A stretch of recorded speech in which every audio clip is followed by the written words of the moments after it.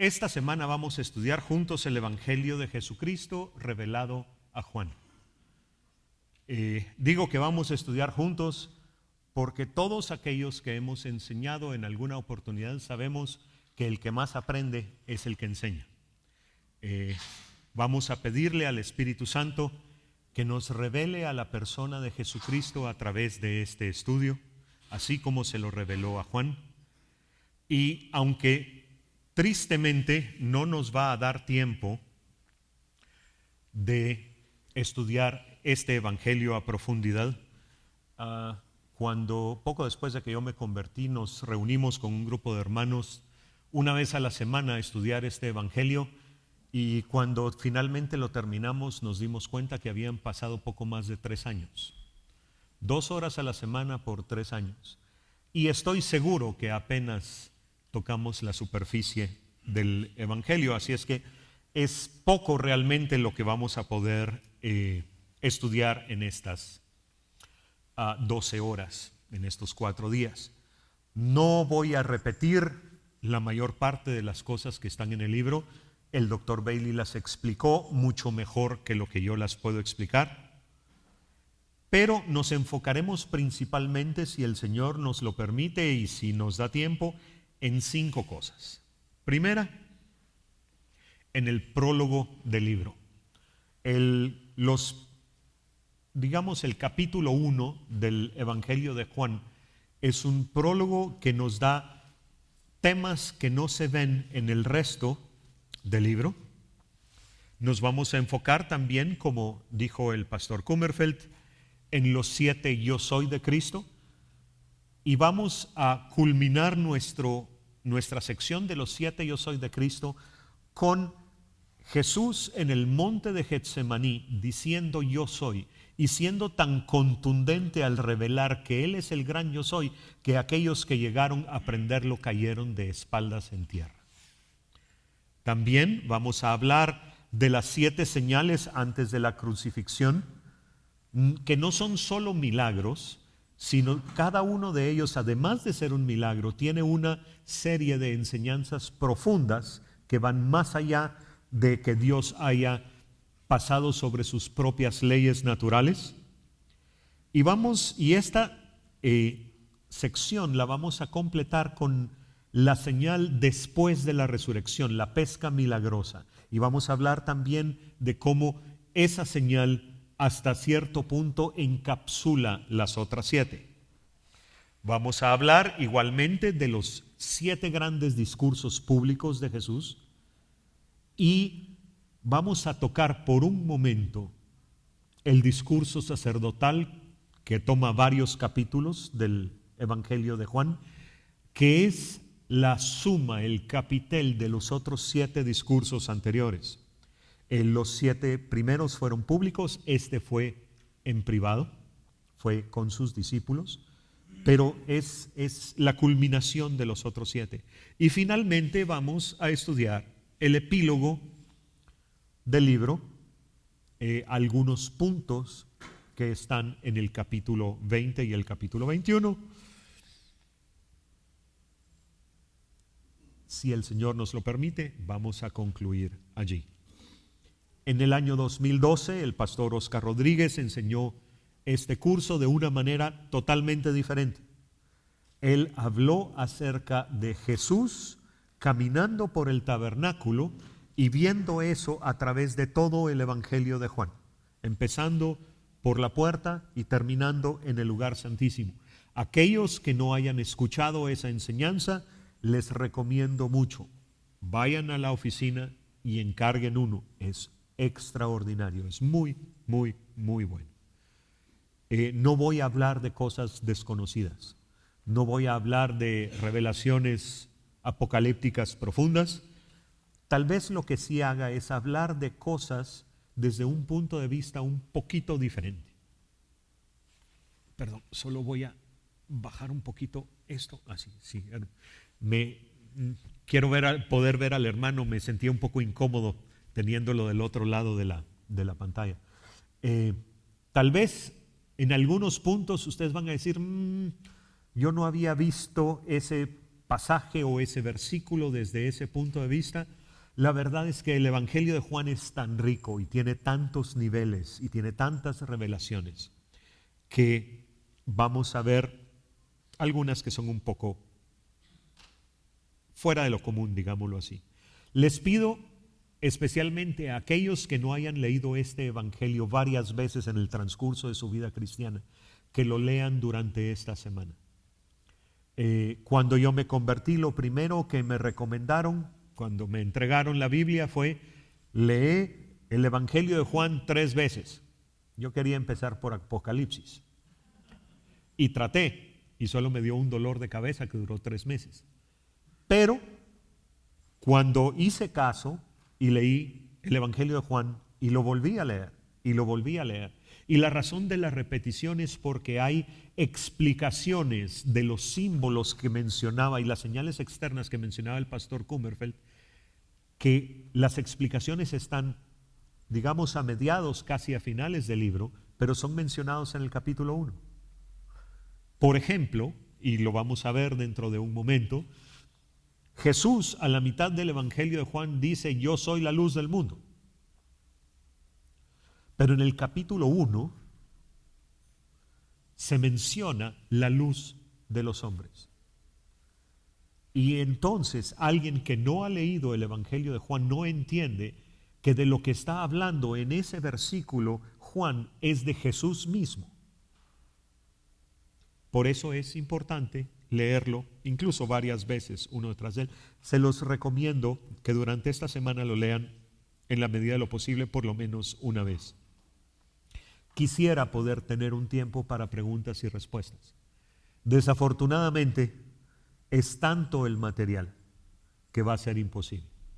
Si alguien tiene una pregunta, si alguien tiene un cuestionamiento, yo no soy dogmático. Aquí no es de que lo que el hermano Jorge diga es ley y es palabra de Dios.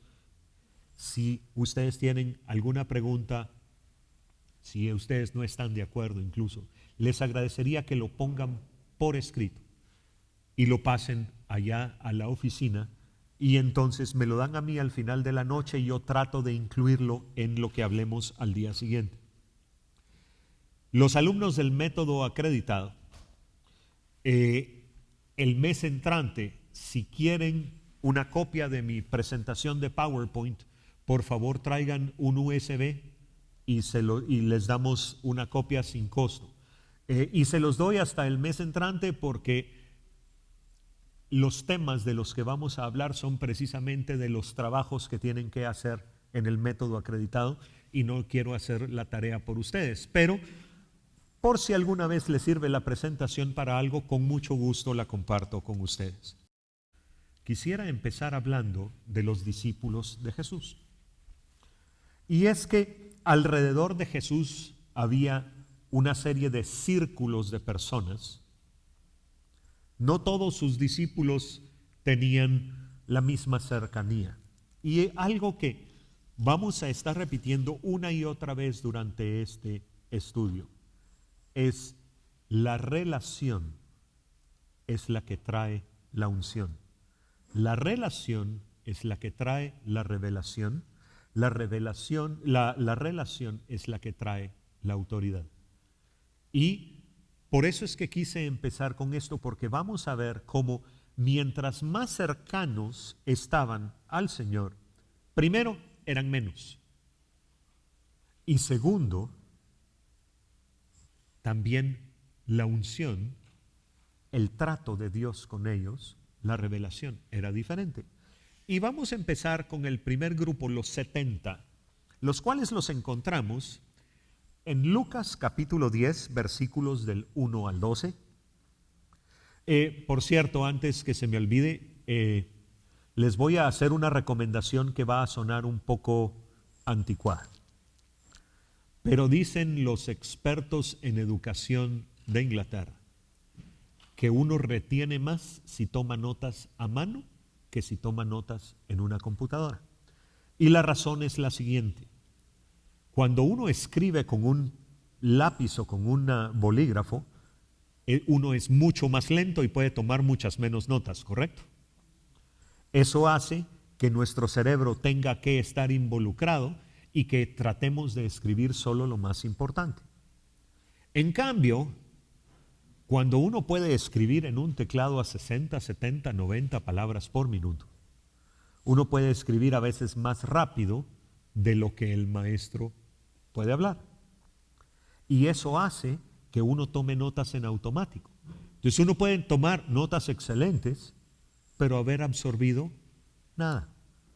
No es obligación, pero se los recomiendo porque he comprobado que funciona. Este es mi cuaderno de notas de los últimos, quiero ver, déjenme ver la primera, 20 de mayo del 2012. Aquí he tomado yo notas de todas las prédicas y enseñanzas que he escuchado desde el 2012 hasta hoy. El cuaderno ya está lleno. Y yo uso, mi letra parecen patas de araña, solo yo la entiendo. Pero esto me ha ayudado a fijar lo que se me ha enseñado más fácil que en la computadora. Úsenlo si quieren, si no, no. Regresemos ahora a los 70. Lucas capítulo 10, versículos del 1 al 12, dice: después de estas cosas, designó el Señor también a otros 70, a quienes envió de dos en dos delante de él a toda ciudad y lugar a donde él había de ir.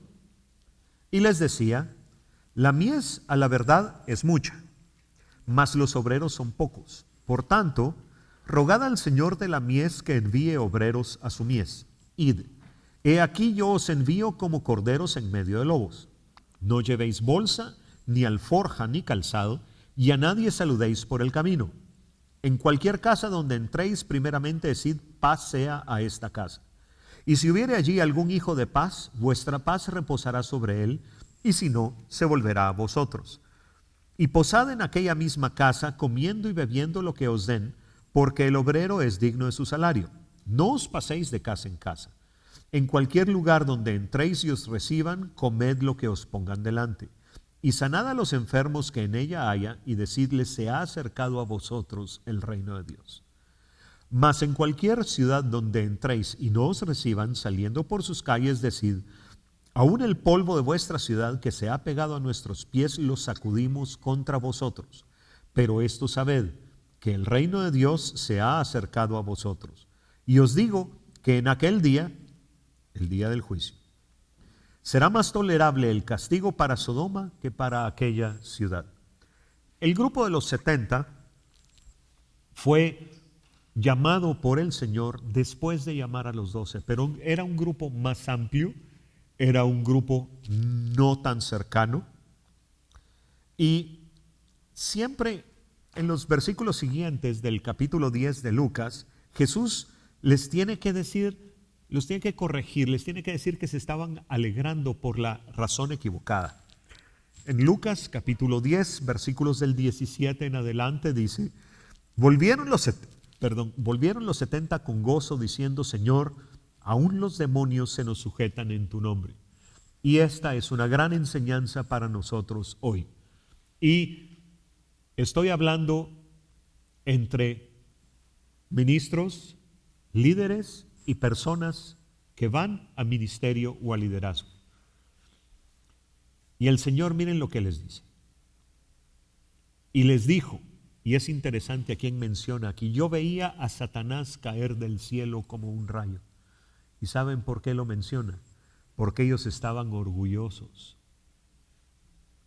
de que aún los demonios se sujetaban en su nombre. Y esa no era la actitud correcta. Y Él les dice: sí, yo también vi caer a Satanás del cielo. He aquí, os doy potestad de hollar serpientes y escorpiones y sobre toda fuerza del enemigo, y nada os dañará. Entiendan. Yo se los estoy dando, les decía Jesús. No es que ustedes lo tengan por sí mismos. Yo les doy esa potestad. Pero el versículo 20 dice algo interesante, y es una advertencia directa al carácter.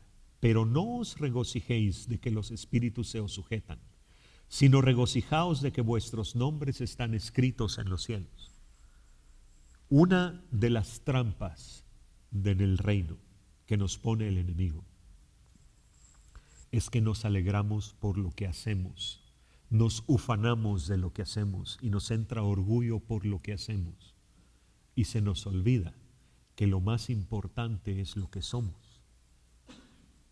Somos personas que estábamos yendo en dirección a la condenación eterna, que fuimos redimidos por la sangre del Cordero y que ahora nuestro destino es el reino de los cielos y nuestro nombre está escrito en el libro de la vida. Y eso debería ser nuestra alegría. Amén.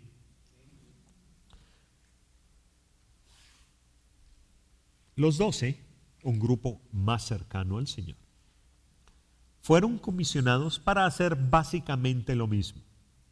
Pero a ellos el Señor les explicaba las cosas no en parábolas como a la mayoría, sino se las hablaba claramente.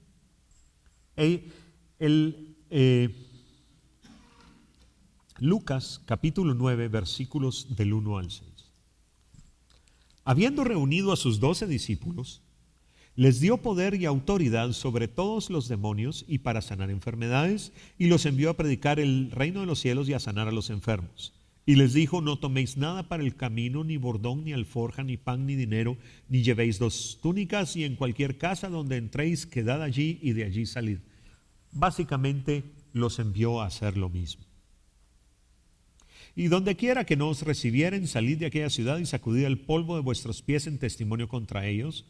Lo mismo. Y saliendo, pasaban por todas las aldeas anunciando el evangelio y sanando por todas partes. Básicamente estaban haciendo las mismas cosas que los 70, pero Marcos capítulo 4, versículos del 10 al 12 nos dice algo interesante. Cuando estuvo solo, los que estaban cerca de él con los 12 le preguntaron sobre la parábola. No habían entendido. Y este es un patrón recurrente en los evangelios. Jesús dijo muchas cosas que sus discípulos no entendieron sino hasta después de Pentecostés. Y algunas después de su muerte, otras después de Pentecostés.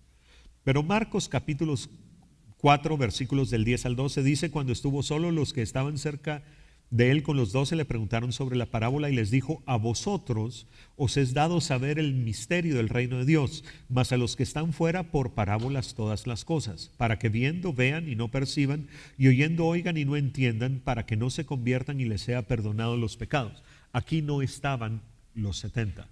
Si bien había más que solo los 12 apóstoles, no estaban el grupo más grande, y mucho menos no estaban todos los que seguían a Jesús.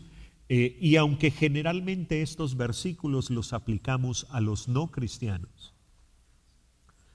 también son válidos en el reino, porque estoy seguro que todos conocemos por lo menos a una persona que va a la iglesia y que ve y no entiende, y escucha y no cambia, ¿o no?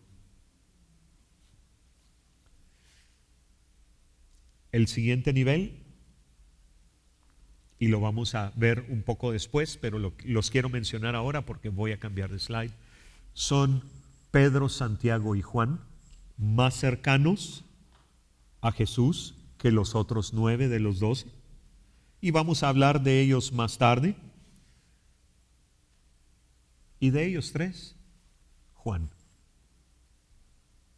De los 12 apóstoles, solo uno se recostó en su pecho, Juan. Vemos cómo cada vez el círculo más cercano, más pequeño.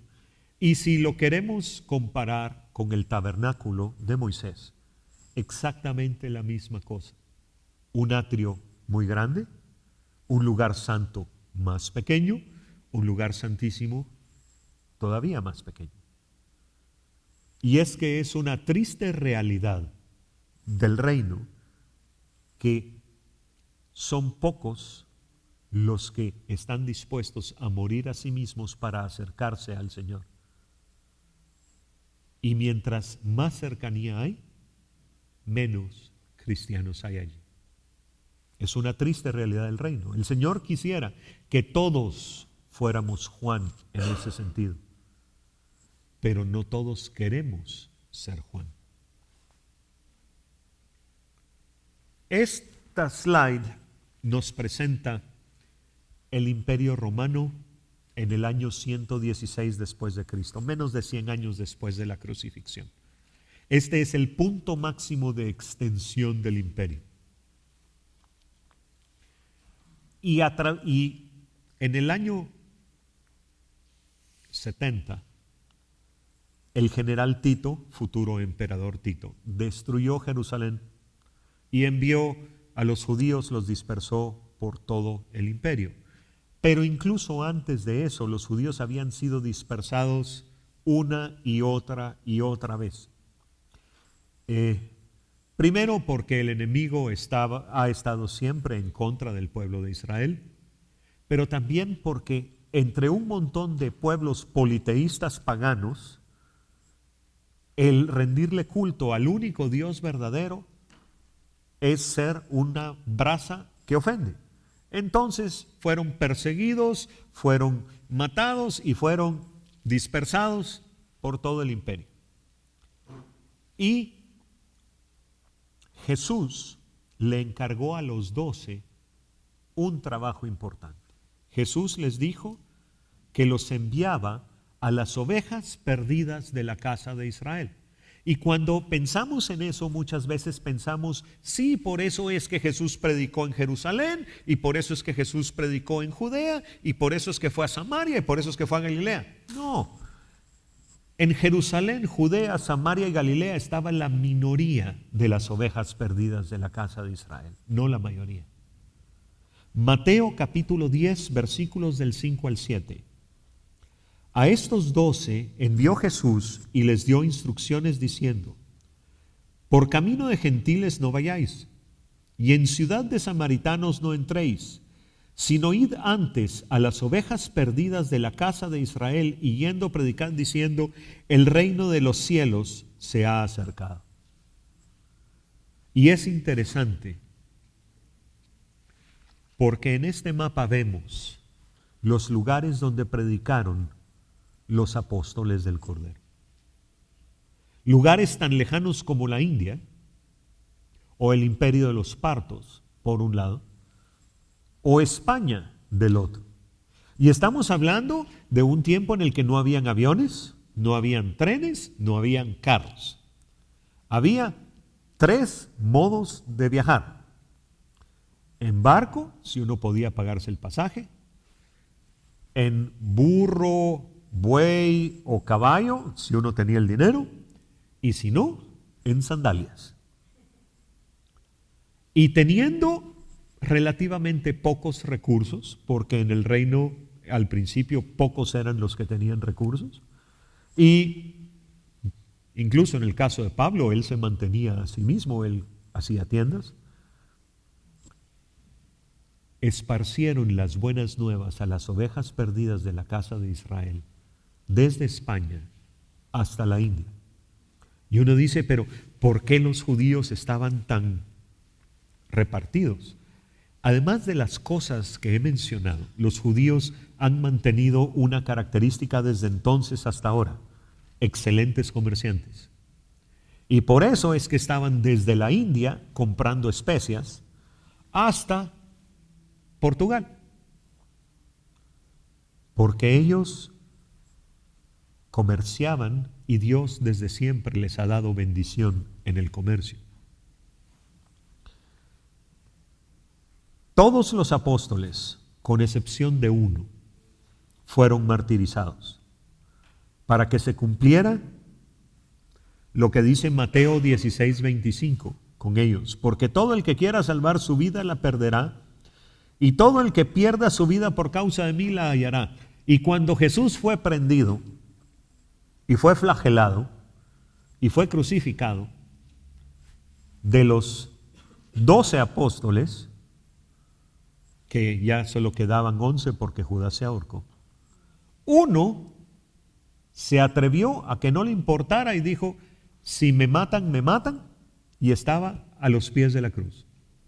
Los otros 10 estaban escondidos, y como trataron de guardar su vida, la perdieron, mientras que aquel al que no le importó perderla murió de viejo. Es más, Dice la tradición que en la isla de Patmos, antes de escribir el Apocalipsis, los romanos decidieron hervirlo vivo en aceite. El problema fue, dice la tradición, que el aceite estaba hirviendo, pero Juan no se frió. No le pasó nada. Entonces él es la única excepción. Espero, el mapa está un poco oscuro, espero que se vea, pero vamos a ir viendo algunas cosas. Jacobo, no sé si ven la flechita allá, tal vez si me pudieras apagar por un momento esta serie de luces para ver las flechitas. Esa, ok. La flechita que está allá indica, apuntando a Jerusalén, Jacobo, conocido como Santiago el Mayor, en el año 44 o 45 en Jerusalén fue matado a espada. Hechos, capítulo 12, versículos del 1 al 2 nos dice: en aquel mismo tiempo el rey Herodes echó mano a algunos de la iglesia para matarles y mató a espada a Jacobo, hermano de Juan. También Felipe, en el año 54, en Frigia, en la ciudad de Heliópolis, que queda en la parte occidental de lo que ahora es Turquía, estaba evangelizando y judíos hostiles al cristianismo lo torturaron y después lo crucificaron. Y si lo crucificaron es porque tenían permiso de los romanos para hacerlo, porque la crucifixión era algo que solo con autorización del imperio se podía hacer. El siguiente en ser martirizado fue Mateo, entre el año 60 y 70, en la ciudad de Nadabar, en Etiopía. Él estuvo evangelizando en el imperio de los partos, que quedaba básicamente aquí, y después se fue a Etiopía hasta acá. Y después de estar evangelizando, cuando ya no soportaron lo que hablaba, agarraron una alabarda, y para aquellos que no saben qué es una alabarda, es como que fuera un hacha, solo que con un mango como de 6 a 8 pies de largo, y con eso lo decapitaron. El siguiente fue Santiago el Menor, en el año 63, en Jerusalén. Para forzar a Santiago a negar la resurrección de Cristo, los judíos lo subieron a él al mismo lugar donde Satanás llevó a Jesús, al pináculo del templo, al lugar más alto del templo, y le dijeron: o reniegas de tu fe o te tiramos para abajo. Y la primera generación de cristianos de nuestra iglesia era muy diferente a la mayoría de la nuestra. Él se negó a negar al Señor y lo tiraron del pináculo del templo, y así falleció. Alguien mucho más conocido en general, Pedro, en Roma, alrededor del año 64, según Eusebio, uno de los padres de la iglesia, y sus escritos, Pedro se consideró indigno de morir de la misma manera que había muerto su Señor Jesucristo. Así es que cuando estaba en el circo romano y le dijeron: te toca ser crucificado, dicen que se volteó a su esposa y le dijo: nos vemos pronto, y pidió que lo crucificaran boca abajo, con los pies hacia arriba, porque era indigno de morir al igual que Cristo. Andrés, el apóstol, fue martirizado en Acaya. Acaya es la península del sur de Grecia, que está en la parte norte de Macedonia, está el istmo de Corinto, y Acaya queda abajo. Y en la ciudad de Patraa, en Acaya, Hipólito, otro de los escritores de los primeros siglos de la iglesia, nos dice que después de predicarle la resurrección de Cristo a los escitas, un pueblo nómada que estaba en esta área de aquí, y a los tracios, fue clavado en un olivo hasta que murió. Alguien famoso, Tomás, fue martirizado en Miyapore, en India. Y hay aún hoy una comunidad cristiana en la India que ha sido perseguida desde el primer siglo. Y no hay modo que se los acabe. Dios está con ellos. Porque la persecución contra ellos ha sido de muerte desde hace 2000 años. La tradición dice que Tomás primero fue atravesado con lanzas de madera, luego atormentado con planchas candentes y finalmente lo quemaron vivo los esposos de las mujeres que se estaban convirtiendo al cristianismo, celosos porque ellas se estaban convirtiendo de sus dioses al verdadero Dios. Eso me recuerda que es interesante, pero muchos de los moveres de Dios han iniciado con mujeres. Las mujeres tienden a tener mayor sensibilidad espiritual. Y aunque a veces escuchan voces que no deberían escuchar, en muchos de los grandes avivamientos de la iglesia, las mujeres son las primeras que han escuchado el mensaje. El siguiente en ser martirizado fue Natanael o Bartolomé en Armenia, aquí, en Albanópolis. Primero fue flagelado y después crucificado. Él sí fue muy parecido al martirio de Cristo. Y después de eso fue aproximadamente en el año 70. También alrededor del año 70 y en un lugar cercano, Matías, ¿se acuerdan de Matías? El que fue nombrado apóstol en vez de Judas. Cerca de Armenia, si Armenia está aquí, Georgia queda por acá. Y en Andhara, en Georgia, dice Nicéforo, uno de los escritores de la iglesia cristiana de Oriente, de los ortodoxos, que aunque se sabe poco de él, ahí fue muerto y fue enterrado en Georgia. Judas, Tadeo, fue martirizado en el Líbano, al norte de Israel, en Beirut, lo que ahora es Beirut. Predicó al Cristo resucitado entre los sacerdotes paganos de Mesopotamia. Él estuvo evangelizando por acá. Ahora, uno dice, pero esos no son las ovejas perdidas de la casa de Israel, pero recordemos que los judíos fueron deportados a Babilonia y no todos regresaron a Judea, no todos regresaron a Jerusalén. Judas fue a predicarle a ovejas perdidas de la casa de Israel. También fue alrededor del 72 que fue martirizado. Y finalmente, en Suanir, en Persia, Simón el Celote fue aserrado en dos. Lo agarraron, lo jalaron bien, agarraron una sierra y lo empezaron a cortar en dos de abajo hacia arriba. La cabeza fue lo último. Ninguno de los 11 falleció de una manera agradable. Pero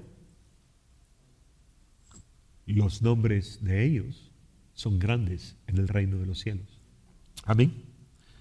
Ahora, de ellos 12, los apóstoles del Cordero, solo 3 fueron testigos de 3 de las cosas más importantes que hizo Jesús. La primera, ¿se ve el mapa? Sí, más o menos. La primera fue la resurrección de la hija de Jairo. En el Evangelio de Marcos, capítulo 5, versículos del 22 al 24, dice: y vino uno de los principales de la sinagoga, llamado Jairo, y luego que le vio, se postró a sus pies y le rogaba mucho, diciendo: mi hija está agonizando, ven y pon las manos sobre ella para que sea salva y vivirá. Fue pues con él y le seguía una gran multitud y le apretaban. Y viene el milagro de la mujer que toca el borde del manto, etc. Quiero hacer énfasis aquí en una palabra. Jairo le decía: pon las manos sobre ella para que sea salva y vivirá. Y es que en el Nuevo Testamento el concepto de salvación y el concepto de sanidad están íntimamente relacionados. para los que vivieron los tiempos del Nuevo Testamento, para los que oyeron a Jesús, para los que oyeron a sus apóstoles, la salvación y la sanidad iban una con la otra.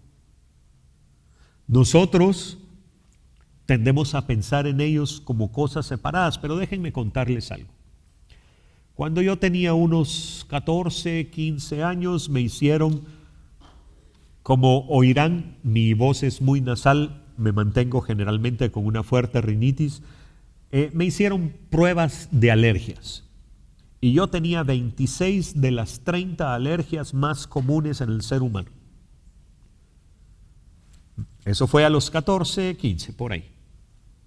Tal vez 12, pero por ahí. Me convertí. Y años después, y con la edad, las alergias tienden a volverse más fuertes, no más suaves. Años después, ya cristiano, me volví a hacer la prueba de alergias y ¿saben cuántas tenía?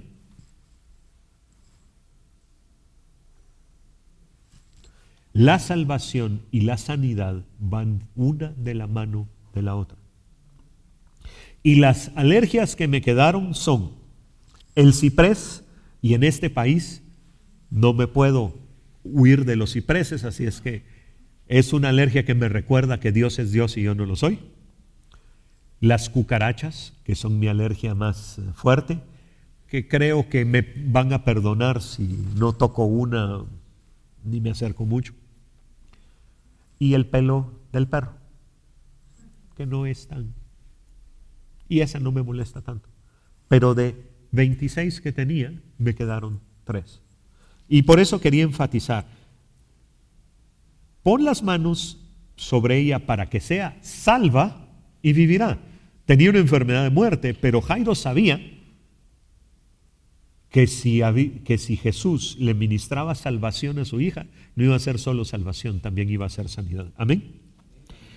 Saltándonos ahora a los versículos del 35 al 42.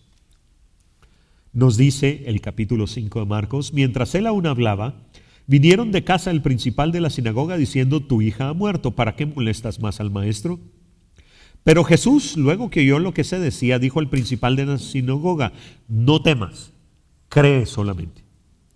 Y no permitió que le siguiese nadie sino Pedro, Jacobo y Juan, hermano de Jacobo. Y es interesante que para identificar a Juan mencionan que es hermano de Jacobo. Eso quiere decir que Jacobo era más famoso que Juan. Y vino a casa el principal de la sinagoga y vio el alboroto y a los que lloraban y lamentaban mucho, y entrando les dijo: ¿Por qué alborotáis y lloráis? La niña no está muerta, sino duerme. Parte de este alboroto y de este llanto era real, y parte era de la costumbre que ya no la tenemos, pero en nuestra cultura hace muchos años había plañideras, había lloronas profesionales que uno contrataba para ir a los funerales y a los entierros, para que se viera que la persona era muy querida y que había gente que la lloraba. Y podía ser la persona más desagradable del universo, pero si contrataban suficientes plañideras, había quien la llorara. Pero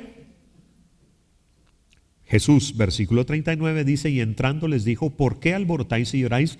La niña no está muerta, sino duerme. Y se burlaban de él.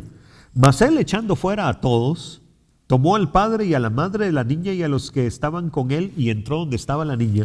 Y tomando la mano de la niña le dijo: Talita cumi, que traducido es: niña, a ti te digo, levántate. Y luego la niña se levantó y andaba, pues tenía 12 años, y se espantaron grandemente. Hay cosas que generalmente no le ponemos atención. Por ejemplo, ¿alguna vez se han puesto ustedes a pensar qué autoridad ha de haber tenido Cristo para que echó a todos de un velorio y le hicieron caso? O sea, ahí estaban toda la familia extendida de la niña y él básicamente echó a todos menos a los papás. Y no solo echó a todos los demás, sino que sus 3 amigos sí los dejó adentro. Y nadie pudo protestarle, nadie pudo oponerse. La presencia de Cristo era algo impresionante. Y aunque el Antiguo Testamento nos dice que su apariencia no tenía nada de impresionante, lo que Él era, sí era muy impresionante. Esto ocurrió cerca de acá. Porque aquí en Gadara, el Evangelio de Marcos, cabal antes de eso, nos dice que él había expulsado al demonio gadareno y que después cruzó el mar. Y si cruzó el mar en algún punto de aquí, se tuvo que haber ido o a esta costa o a esta costa. A veces los mapas nos sirven porque los nombres que leemos en la Biblia a nosotros no nos dicen nada. A los que vivían en la tierra de Israel, sí, les decían Corazín y sabían exactamente dónde quedaba. A nosotros nos dicen Corazín y no tenemos ni la más remota idea. Y con excepción de aquellos que han estudiado geografía bíblica bien estudiada, hay muchos lugares que la Biblia nos menciona que no podríamos localizar en un mapa. El segundo evento que solo presenciaron Pedro, Santiago y Juan fue la transfiguración. Y el lugar de la transfiguración, según los estudiosos del cristianismo, hay dos posibilidades de dónde ocurrió, porque el Evangelio nos dice el monte de la transfiguración, pero no nos dice cómo se llama. El primer lugar posible es aquí, en el monte Tabor. Y la iglesia tradicional dice que allí fue. Es un monte de 1886 pies de altura, o sea, si Guatemala está a 4.500 pies sobre el nivel del mar, este monte está aproximadamente poco menos de la mitad de la altura sobre el nivel del mar que está la ciudad. O sea, un monte alto, pero no mucho. Pero la segunda alternativa es acá. Es el monte de Hermón. El monte que menciona el Salmo 133. El monte Hermón tiene 9.232 pies de altura. O sea, poco más del doble de la altura de la ciudad de Guatemala. Yo vivo carretera El Salvador y cerca de mi casa hay un cerro que cuando yo era chico lo escalé y en la cumbre de ese cerro hay una placa de bronce que dice 8.000 pies. O sea, el monte Hermón es aún más alto que el cerro más alto de carretera El Salvador. No es tan alto como algunos de nuestros volcanes, pero es alto. Y la otra característica interesante es que queda cerca de Cesarea de Filipo, esta ciudad que queda aquí.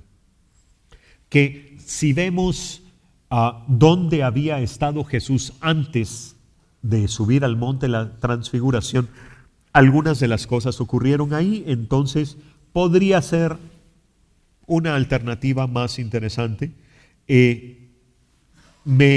A mí me llama más la atención esa alternativa de lugar por lo que dice el Salmo 133 acerca del monte Hermón, porque lo compara. Cuando habla, mejor lo leemos, cuando compara la unción del sumo sacerdote a la unidad de los hermanos. Salmos.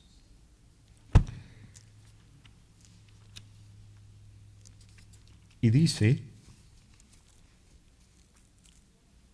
es como el rocío de Hermón que desciende sobre los montes de Sión. Y es interesante porque uno dice, ¿cómo así el rocío desciende de un monte?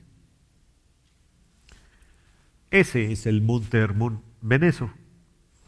Eso es nieve. En invierno el monte está lleno de nieve. Pero es un lugar frío, es un lugar donde se condensa la humedad y cuando el viento baja porque el aire caliente de la planicie sube y el aire frío que está sobre las montañas baja.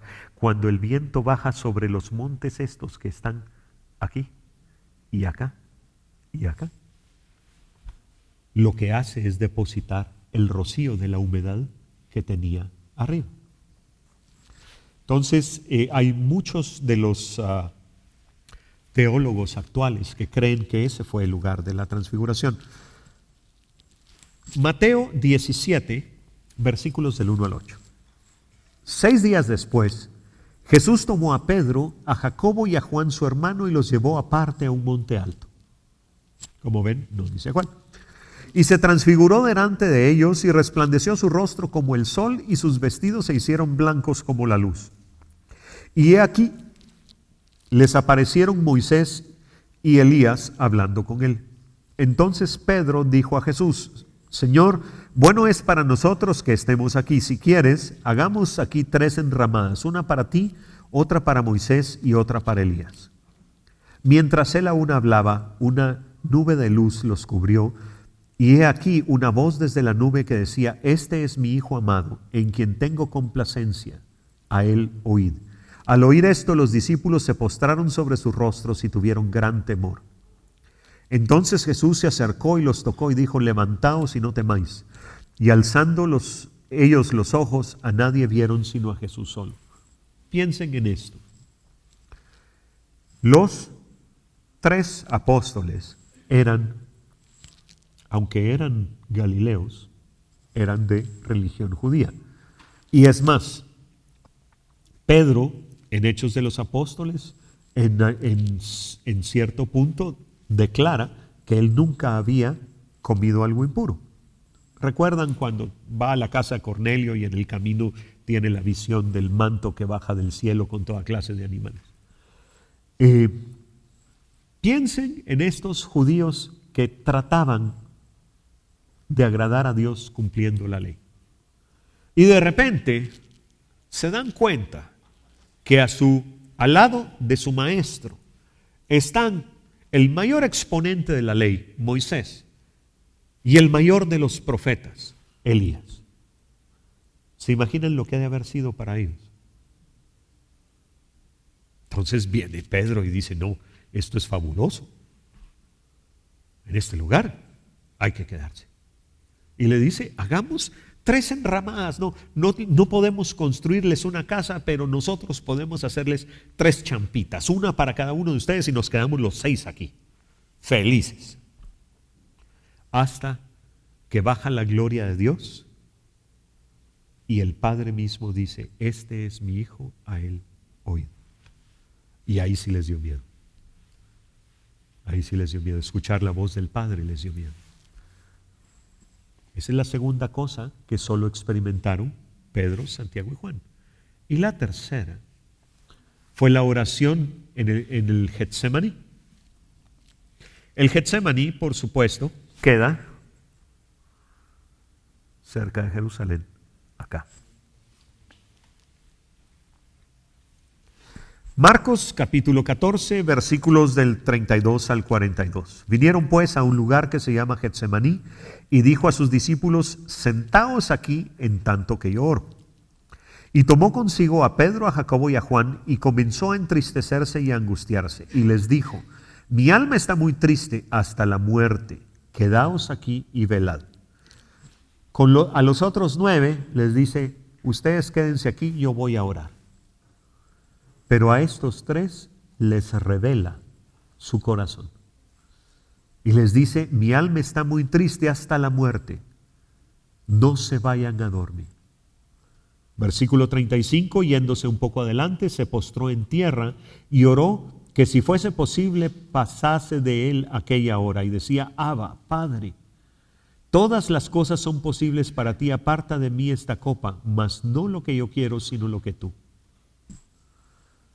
Y Jesús no estaba diciendo: Padre, no quiero ser crucificado.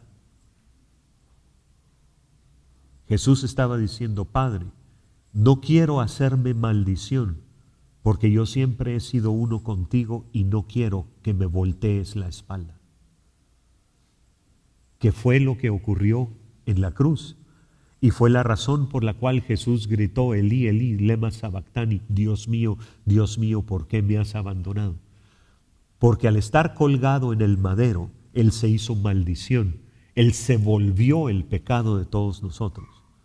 Y cuando Él se volvió pecado, el Padre, con todo el dolor de su corazón, le tuvo que dar la espalda. Y esa comunión perfecta que había existido por toda la eternidad se tuvo que romper. Eso era lo que Jesús no quería pasar. Eso era lo que le daba miedo. Vino luego, versículo 37, y los halló durmiendo, y dijo a Pedro, Simón, ¿duermes? ¿No has podido velar una hora? Velad y orad para que no entréis en tentación. El espíritu a la verdad está dispuesto, pero la carne es débil. Otra vez fue y oró diciendo las mismas palabras. Al volver, otra vez los halló durmiendo porque los ojos de ellos estaban cargados de sueño y no sabían qué responderle.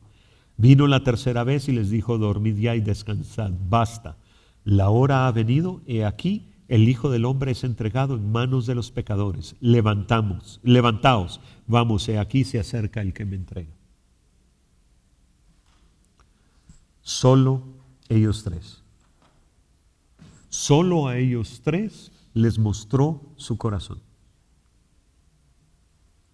Y es algo que en el crecimiento del cristiano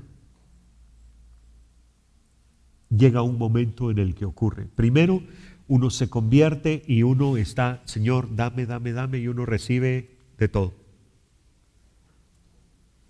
Pero llega un momento en el que Dios lo toma a uno en su confianza de vez en cuando y lo trata a uno como trató a Abraham. ¿He de ocultar yo a Abraham, mi amigo, lo que he de hacer? Y el corazón del Hijo tiene aspectos muy agradables, pero tiene aspectos no tan agradables. Para poder entender a Jesús, tenemos que ser traicionados por un Judas. El corazón del Padre tiene aspectos impresionantes, pero para poder entender el corazón del Padre, tenemos que tener un Lucifer. Si no, no lo vamos a poder entender. Y esas son revelaciones que Dios le da a quien Él quiere. Esas no las podemos obtener por mucho, ni siquiera por mucho orar, menos por mucho pensar. Esas Dios las da. Amén. Además, Pablo a estos tres los consideraba columnas de la iglesia de Jerusalén. Gálatas capítulo 2 versículos 9 y 10 dice, y reconociendo la gracia que me había sido dada, Jacobo, Cefas y Juan, Cefas, Pedro, que eran considerados como columnas, nos dieron a mí y a Bernabé la diestra en señal de compañerismo, para que nosotros fuésemos a los gentiles y ellos a la circuncisión. Solamente nos pidieron que nos acordásemos de los pobres, lo cual también procuré con diligencia hacer. Vienen los tres apóstoles que habían estado más cerca de Jesús, los tres que eran considerados las columnas de la iglesia de Jerusalén, y le dicen a Bernabé y a Pablo, reconocemos que el Señor los ha enviado a ustedes a los gentiles, así como a nosotros nos envió a la casa de Israel. Lo único que les pedimos es que se acuerden de los pobres. Y a lo que se está refiriendo aquí es a que en ese tiempo, cada vez que Egipto tenía mala cosecha de trigo, la mitad del imperio romano padecía hambre. Y el precio del trigo se disparaba hasta arriba. Y los pobres no tenían cómo comprar ni siquiera pan. Y ocurrió, en ese tiempo ocurrió varias veces, y Pablo hizo colectas varias veces para cubrir las necesidades de los pobres de Jerusalén, que literalmente se podían morir de hambre si las iglesias de otros lugares no enviaban ofrendas. Entonces incluso Pablo los reconoce a ellos como 3 personas extraordinarias en la iglesia. Pero de ellos 3, solo uno era el discípulo al que Jesús amaba.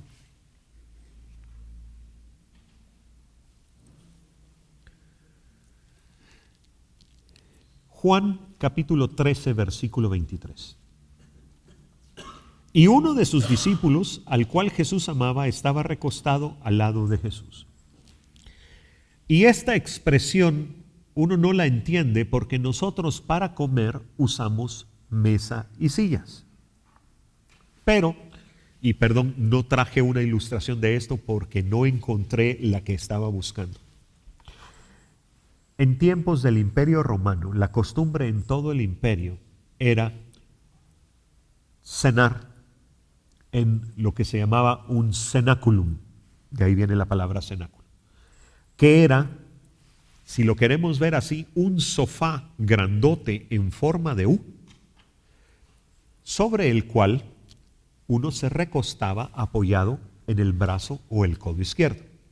Era una U invertida, digamos, la forma era esta.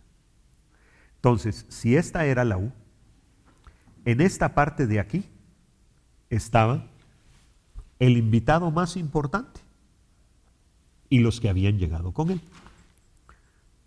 A ver, ok, así, y en la parte de arriba estaban el invitado y los que habían llegado con él. En esta parte de acá estaba la familia que había invitado a estos, y aquí estaban los demás invitados. Y estaban todos acostados completamente a lo largo, sobre el brazo o el codo izquierdo, y con la mano derecha en el centro de la U, ahí estaba una gran mesa redonda donde estaban todos los platos de la comida. Y entonces lo que uno hacía era estirar la mano, agarrar el bocado y comérselo. El lugar de honor era al lado derecho del invitado principal. Y por eso es que es tan importante que la Biblia nos diga que era Juan el que estaba recostado al lado de Jesús. Algunas versiones dicen recostado en su pecho. Pero lo que pasa es que muchas traducciones no son precisas porque no fueron hechas en la Edad Media o un poco después y no tenían conocimiento de las costumbres históricas. Pero él estaba recostado al lado, él era en el lugar de honor al lado del invitado principal. Luego, además, en el Evangelio de Juan, capítulo 19, versículos 26 y 17, vemos algo que también solo Juan hizo, y ya lo mencioné. Está Jesús crucificado. Y dice que cuando Jesús vio a su madre y al discípulo a quien él amaba, que estaba presente, dijo a su madre: mujer, he aquí tu hijo. Después dijo al discípulo: he ahí tu madre. Y desde aquella hora el discípulo la recibió en su casa. Era tanto el amor entre Jesús y Juan que el que se quedó encargado de cuidar a María después de la muerte de Jesús fue Juan. A él fue al que le hizo el encargo. Otra cosa extraordinaria la vemos en el capítulo 21 de Juan, versículo 20. Volviéndose Pedro, vio que le seguía el discípulo a quien amaba Jesús, el mismo que en la cena se había recostado al lado de él y le había dicho: Señor, ¿quién es el que te ha de entregar? Pedro le había pedido a Juan que le preguntara al maestro quién iba a ser el traidor. Pedro no se siendo uno de los 3, Pedro no se atrevió a preguntarle directamente, sino dijo: Juan, patojo, pregúntale al maestro. Y uso la palabra patojo porque tenemos estimado que Juan tenía más o menos unos 21 años para la crucifixión de Cristo. Era el más joven de todos. Vamos a hablar un poco de eso después. Y además, solo a uno de ellos tres le fue dada la revelación de Jesucristo por excelencia, el Apocalipsis. Apocalipsis capítulo 1, versículos 1 y 2. La revelación de Jesucristo que Dios le dio para manifestar a sus siervos las cosas que deben suceder pronto, y la declaró enviándola por medio de su ángel a su siervo Juan, que ha dado testimonio de la palabra de Dios y del testimonio de Jesucristo y de todas las cosas que ha visto. Si algo tienen los escritos de Juan, especialmente el Evangelio y el Apocalipsis, es que nos revelan no solo los hechos del Señor, pasados y futuros, sino nos revelan a la persona del Señor. El Apocalipsis, aunque muchos lo estudian porque quieren conocer los hechos que han de venir, la verdad es que el Apocalipsis nos revela, si lo queremos ver allí, el carácter de un Dios justo que dice hasta aquí. Y por eso es las copas de la ira, etcétera, etcétera, etcétera. ¿Quién era Juan? Nació aproximadamente, se calcula, en el año 6 después de Cristo, unos 12 años después del Señor, más o menos. No podemos dar fechas exactas ni del nacimiento de Jesús ni del nacimiento de muchos de ellos. Y murió alrededor del año 98. Eso quiere decir que murió a la tierna edad de 92 años. Si logro llegar a los 92 años de edad sin que haya venido el Señor y con la revelación que Juan tuvo, me doy por más que servido. Era hijo de Zebedeo, y la tradición dice que hijo de Zebedeo y de Salomé, quien es mencionada en los evangelios, que servía al Señor con sus bienes, y era hermano de Jacobo. Otro nombre de Jacobo, Santiago el mayor. Mateo 4:21 nos dice: pasando de allí vio a otros dos hermanos, Jacobo hijo de Zebedeo y Juan su hermano, en la barca con Zebedeo su padre, que remendaban sus redes, y los llamó. Marcos 3:17, a Jacobo hijo de Zebedeo y a Juan hermano de Jacobo, a quienes apellidó Boanerges. Y realmente la palabra para nosotros no es apellidó, sino apodó Boanerges. Esto es hijos del trueno. Y les puso así porque eran tan mansitos como el terciopelo, así suavecitos, suavecitos.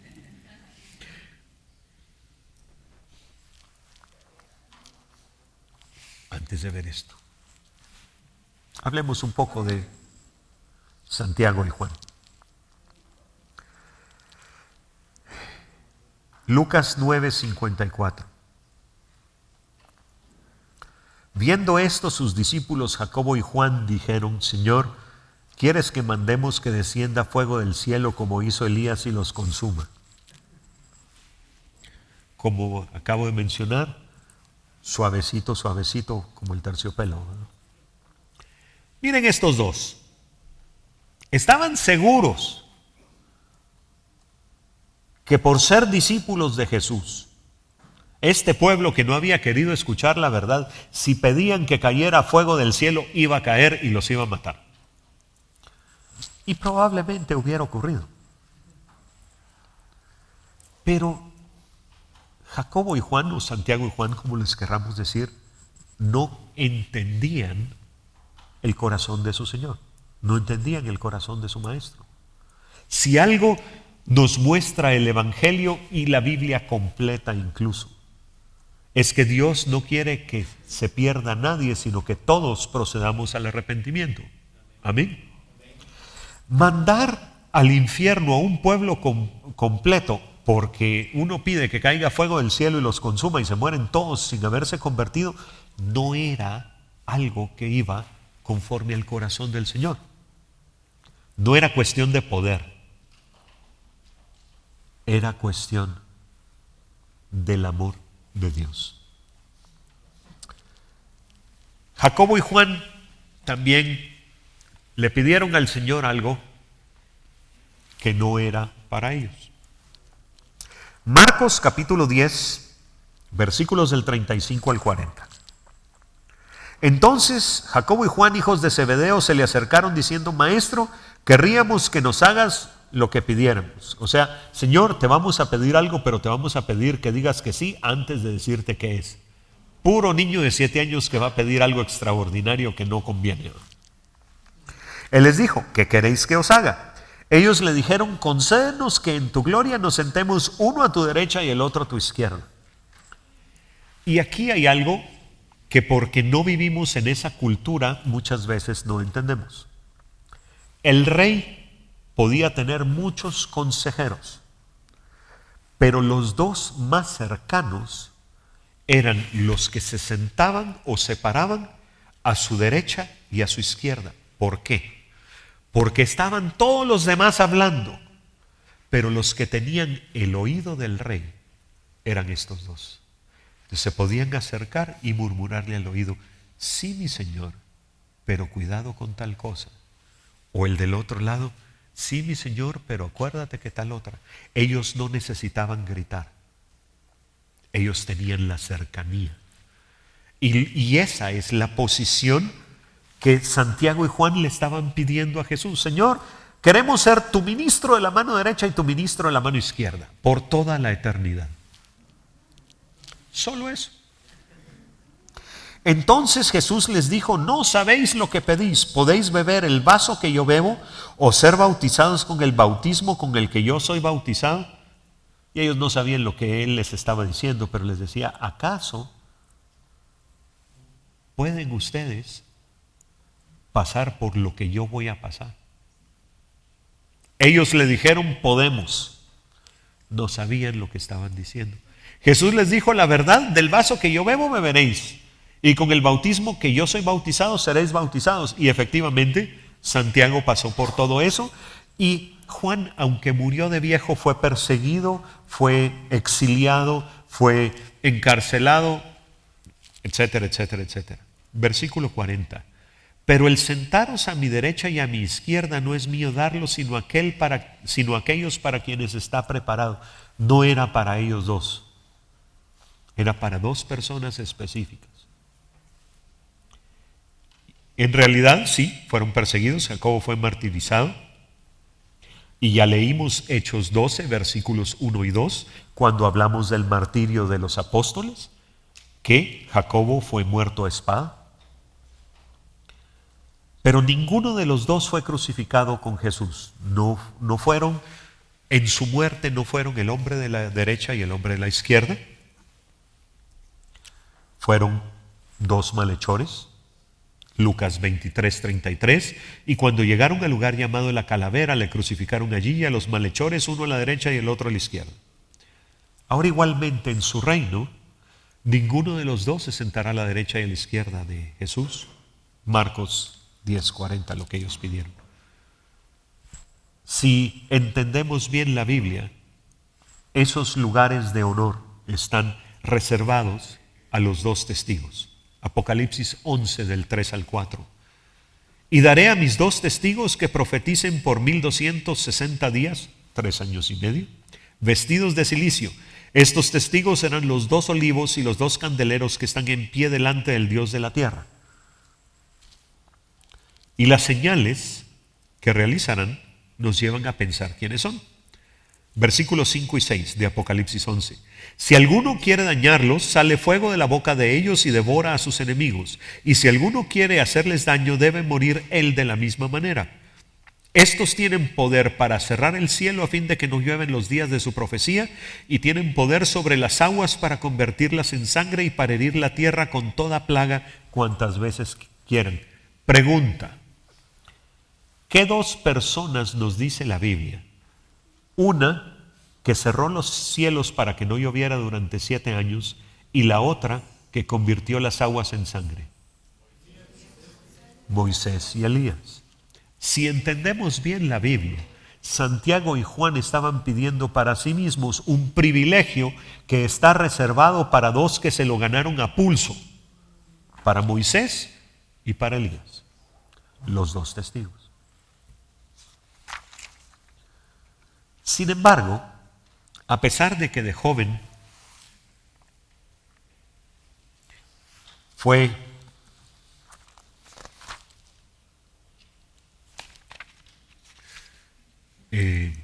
un poco atolondrado, ya en sus últimos años se entendió. A Juan se le atribuye el evangelio que lleva su nombre, el Apocalipsis y 3 cartas, y han habido discusiones desde el año 200 más o menos y siguen hasta hoy de qué escribió él y qué no. Y hay argumentos de que la manera en la que se escribió el Apocalipsis y la manera en la que se escribió el evangelio no coinciden, no hay una gramática congruente, no hay un vocabulario congruente, y las cartas las voy a dejar por un lado porque no es nuestro tema de hoy. Pero algo que quiero decir con respecto al Evangelio de Juan y al Apocalipsis es lo siguiente. Ambos fueron escritos cuando Juan ya era un anciano, y en esos tiempos la vista de los ancianos generalmente no era muy buena. Y por eso es que la mayor parte usaban secretarios. Es más, incluso en las cartas de Pablo hay alguna en la que se ve muy marcado el que al final dice algo así como si yo firmo de mi puño, el equivalente, perdón. Y es que habían secretarios profesionales que no copiaban, o sea, no era un dictado, sino venía uno y le decía al secretario, escríbele a fulano de tal y dile esto y esto y esto, y el secretario se encargaba de ponerlo bonito. Lo más probable, dadas las circunstancias, es que Juan utilizara uno o más secretarios para la redacción tanto del Evangelio como, algunos años después, del Apocalipsis. Y esa es una razón válida para la que haya diferencias de estilo en cómo están escritos.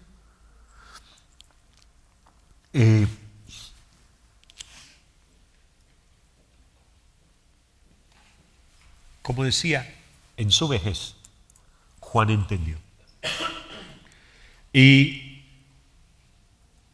yo lo veo como que Juan entendió el camino más excelente del cual Pablo habla en el capítulo 13 de Primera de Corintios.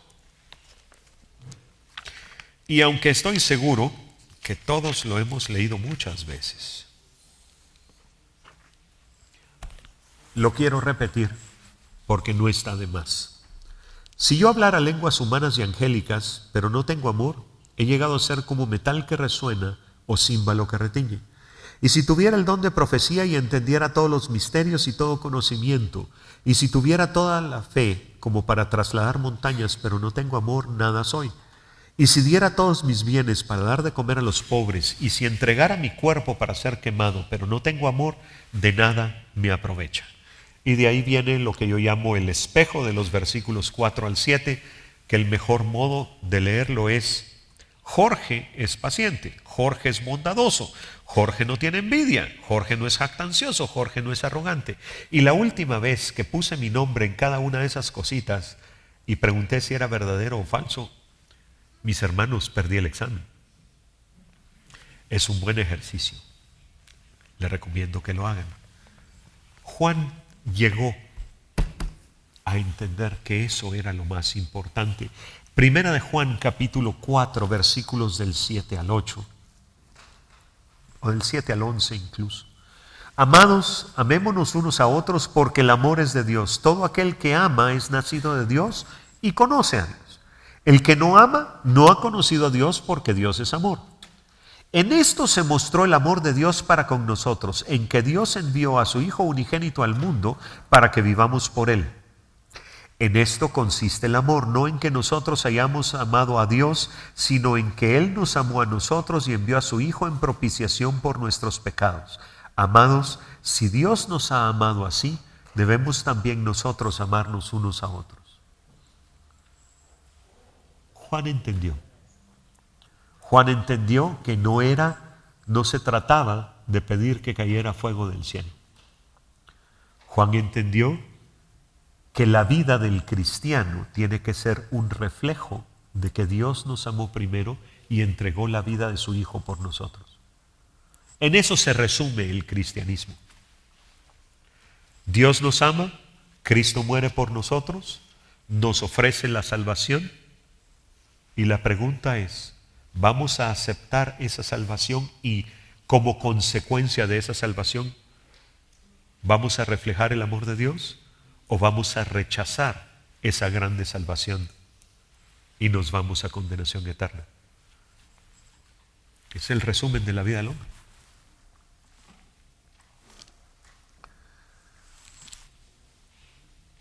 Juan tuvo un discípulo de nombre Policarpo. Y perdón por los nombres, pero los nombres del siglo I y siglo II no son muy parecidos a los nuestros. Policarpo fue un hombre extraordinario, obispo, anciano de la iglesia en la ciudad de Esmirna. Y lo que la historia nos dice de él es que el hombre era extraordinario. El pastor Franco nos ha hablado de él varias veces y realmente era alguien increíble. Policarpo, a su vez, discipuló a Irineo, que se volvió el obispo, el anciano de la iglesia en la ciudad de Lyon, que ahora es Francia. Ahora, ¿por qué es esto importante? Porque así como Juan escribió, y lo vamos a ver más tarde, para oponerse al gnosticismo y a otras teorías que decían que eran cristianas y no lo eran, su discípulo Policarpo se tuvo que oponer básicamente a lo mismo. Y el discípulo de su discípulo, Irineo, escribió un libro que se llama Contra las herejías, en el cual establece claramente cuáles eran las herejías del momento que no eran cristianas. Y hay dos puntos aquí. Primero, ¿se imaginan ser Policarpo, discípulo de Juan, el discípulo amado? ¿Se imaginan la posición de ser el discípulo de un gigante espiritual de esa talla? No es una posición tan fácil. Y a los que hemos trabajado al lado de hombres extraordinarios, el doctor Bailey, el doctor Karam y otros, no necesariamente solo de Sion, han habido hombres extraordinarios y mujeres extraordinarias en el reino, personas que de veras uno dice, yo sí estoy en pañales. Pero cuando uno ha trabajado con personas así, dice, no estoy en nada. Y de ahí se da cuenta que con el pasar de los años hay otros que lo ven a uno como que uno fuera el gigante y uno sabe que uno no está en nada. La posición de Policarpo ha de haber sido muy interesante. Yo le llamo a eso ser el jamón del sándwich, el que está en la mitad, porque su discípulo hizo algo que era indispensable para su tiempo. Su maestro fue uno de los discípulos del Cordero, o sea, uno de los 12 apóstoles del Cordero. Y aunque él tuvo una posición importante, y a lo que voy es a lo siguiente, a veces somos discípulos de personas extraordinarias y decimos, ay Dios, todo lo que me falta.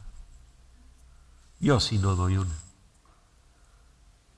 Pero saben, si somos Policarpos con maestros así, muchas veces, aunque parezca que nosotros no hacemos algo extraordinario, vamos a influenciar la vida de alguien de una manera tan extraordinaria que va a ser corona sobre nuestra cabeza, va a ser una gema en nuestra corona, porque transmitimos la grandeza de nuestro discipulador, la revelación que esta persona recibe a una o más personas que la reciben y hacen con ella cosas extraordinarias. No desperdiciemos, no consideremos como pequeñas las cosas que Dios nos pone a hacer, porque a veces influimos o influenciamos la vida de las personas sin darnos cuenta. Y después resulta que esa pequeña influencia se volvió un gran árbol. Irineo, obispo de Lyon.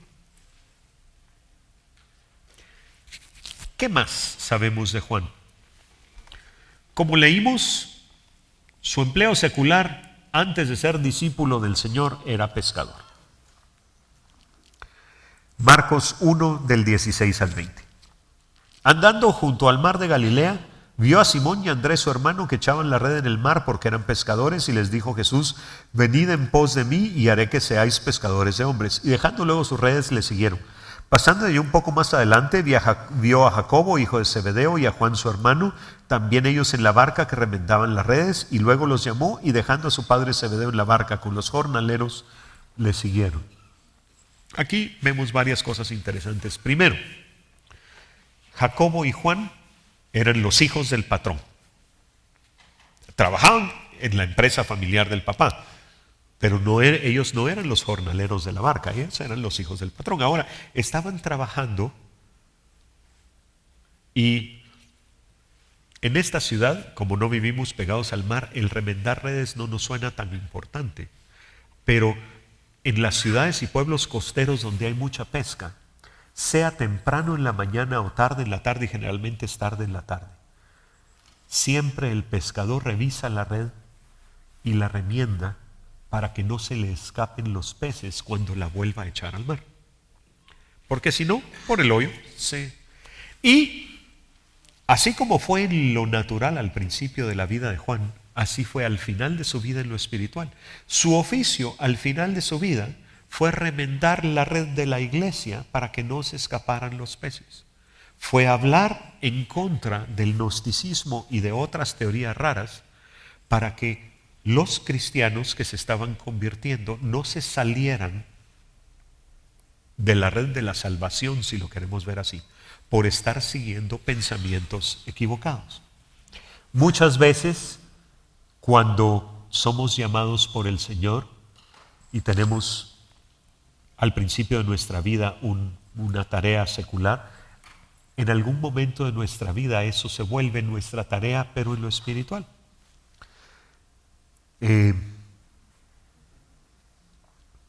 Además, y esto es interesante, Juan era conocido personalmente por el sumo sacerdote. Juan era cuate del arzobispo metropolitano, por ponerlo así. Es el equivalente funcional, básicamente.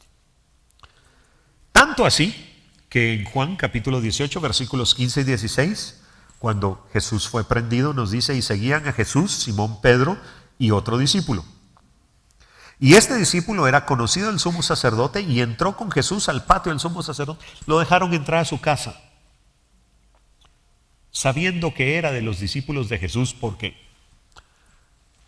de seguro lo sabían. Lo dejaron entrar a la casa del sumo sacerdote porque el otro lo conocía.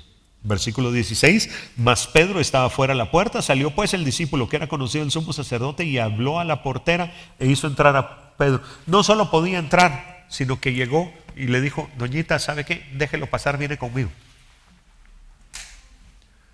Era alguien conocido.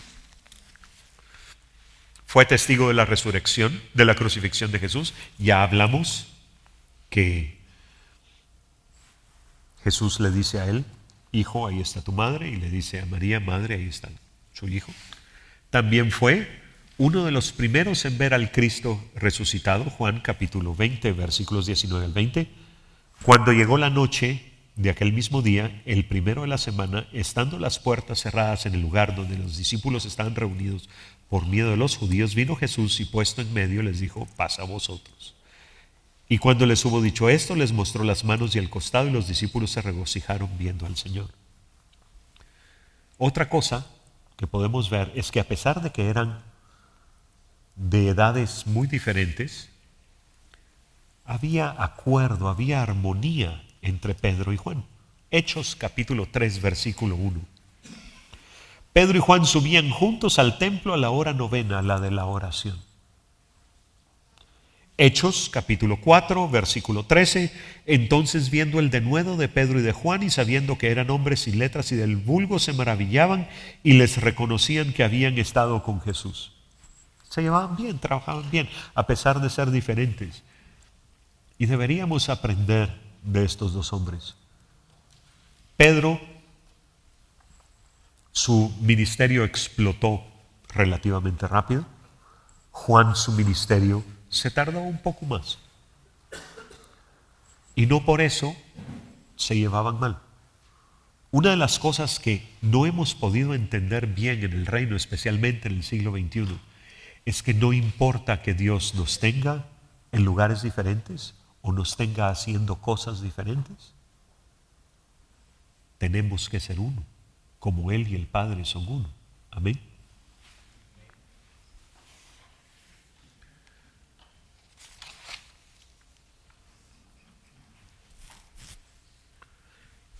Juan era el discípulo amado. Y por razones de tiempo, porque quiero llegar a donde quiero llegar el cuarto día, no voy a leer estas citas, pero esto lo podemos ver en Juan capítulo 13, versículos del 23 al 25, capítulo 19 del versículo 26 y 27, capítulo 20, versículos 1 al 10, capítulo 21, versículos 1 al 7, capítulo 21, versículos 20 al 22 y capítulo 21, versículo 24 son las menciones del discípulo amado. Además, hay dos referencias en el Evangelio de Juan a un discípulo cuyo nombre no es mencionado y probablemente también se refiere a Juan. La primera está en el capítulo 1, versículo del 35 al 40, y Juan, y esta cita ya la mencionamos, Juan capítulo 18, versículos del 15 al 16.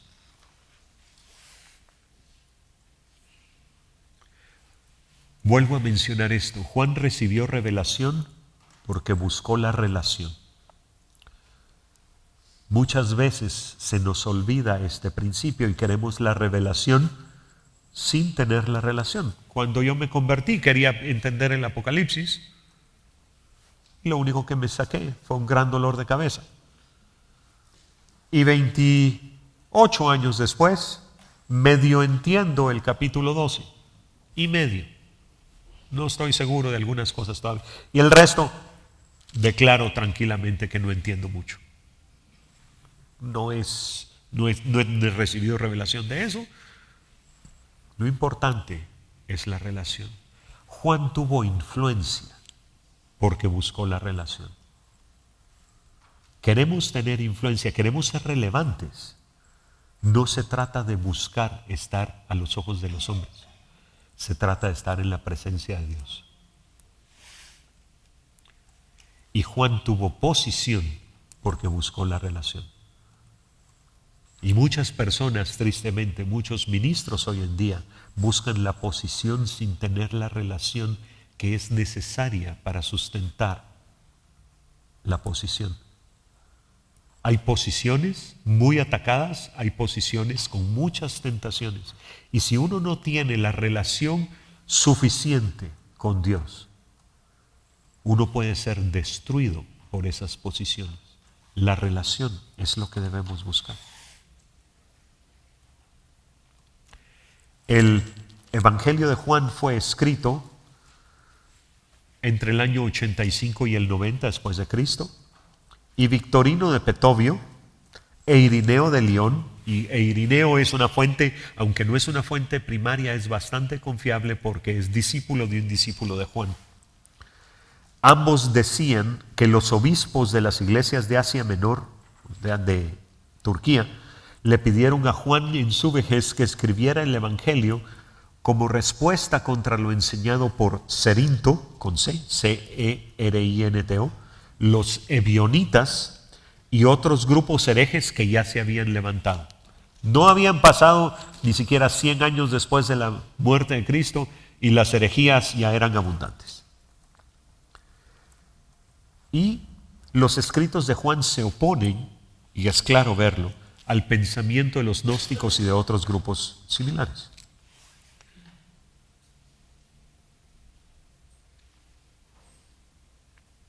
Ya mencionamos acerca de los secretarios. ¿Cuál es el propósito del Evangelio de Juan? Y esto es importante, y con esto vamos a cerrar la primera sesión. Juan capítulo 20, versículos 30 y 31. Hizo además Jesús muchas otras señales en presencia de sus discípulos, las cuales no están escritas en este libro, pero éstas se han escrito para que creáis que Jesús es el Cristo, el Hijo de Dios, y para que creyendo tengáis vida en su nombre. El propósito del Evangelio de Juan es que creamos que Jesucristo es el Hijo de Dios y que creyendo tengamos vida en su nombre. Y esa vida no es solo la vida eterna en el cielo, también es vida aquí, es restauración de nuestra alma, es sanidad de nuestro cuerpo, es un montón de cosas. Y el que creamos en esto también quiere decir que no creamos en dos cosas. Primera, en fábulas de viejas. Primera de Timoteo capítulo 4 versículo 7. Desecha las fábulas profanas y de viejas, ejercítate para la piedad. Tristemente hay personas que predican y no saben lo que están predicando. Y pareciera que nunca han leído una Biblia en su vida. O que si la han leído, igual no les interesa mucho lo que la Biblia dice. Las fábulas de viejas no le dan gloria a Dios y no cambian para bien la eternidad de las personas. La Biblia sí. Y la otra cosa que no debemos creer son doctrinas de hombres. Colosenses capítulo 2 versículos del 20 al 22. Pues si habéis muerto con Cristo en cuanto a los rudimentos del mundo, ¿por qué como si vivieseis en el mundo os sometéis a preceptos tales como no manejes, ni gustes, ni aun toques, en conformidad a mandamientos y doctrinas de hombres? Cosas que todas se destruyen con el uso, mandamientos y doctrinas de hombres. Yo trato, en la medida de lo posible, y el pastor Ricardo es muy estricto con eso. Si yo predico y no tiene suficiente fundamento bíblico lo que estoy diciendo, se baja los lentes, me mira sobre ellos como quien dice, ¿y de dónde te sacaste eso, Jorgito? Y trato, y él me ha enseñado que lo que yo predico tiene que tener citas que lo sustenten. Porque no debemos enseñar doctrinas de hombres, debemos enseñar la palabra de Dios. Amén.